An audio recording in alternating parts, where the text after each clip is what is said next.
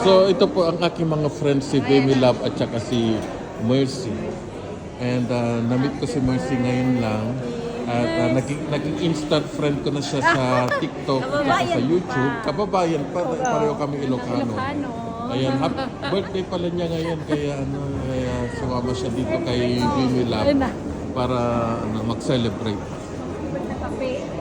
Ayan, andito po kami sa isang napaka-social na restaurant, coffee shop dito sa siyudad ng Bern.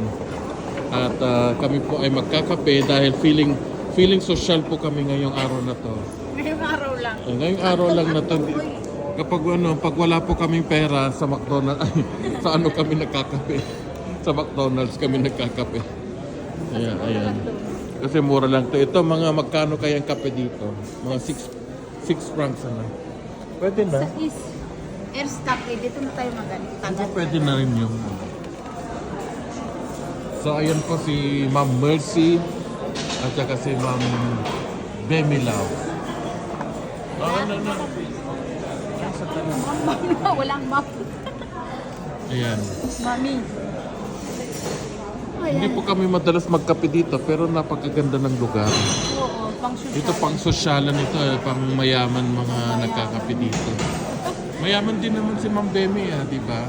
Wala lang pera. Pensyonado yung asawa. Mayaman, wala lang pera. Siya yung finance director ng kanilang hospital. Ay, ng kanilang bahay.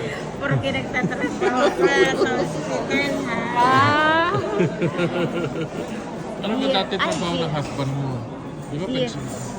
Beer. Ano, pensyonado na siya talaga? Oo, pensyonado. Eh, yung ikaw, Hindi pa, nag-work pa. nag-work pa rin. Ilang taon na siya? 53.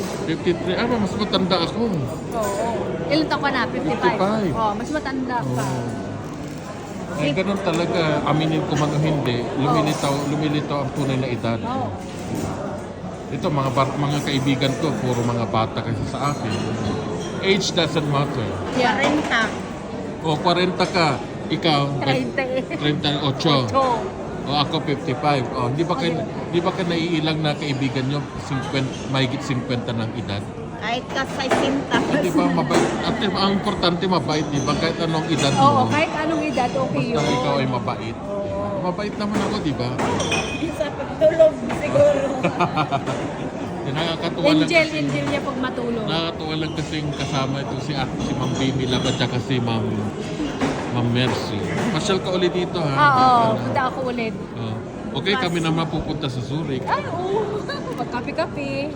Ayun, meron na akong content para sa Facebook.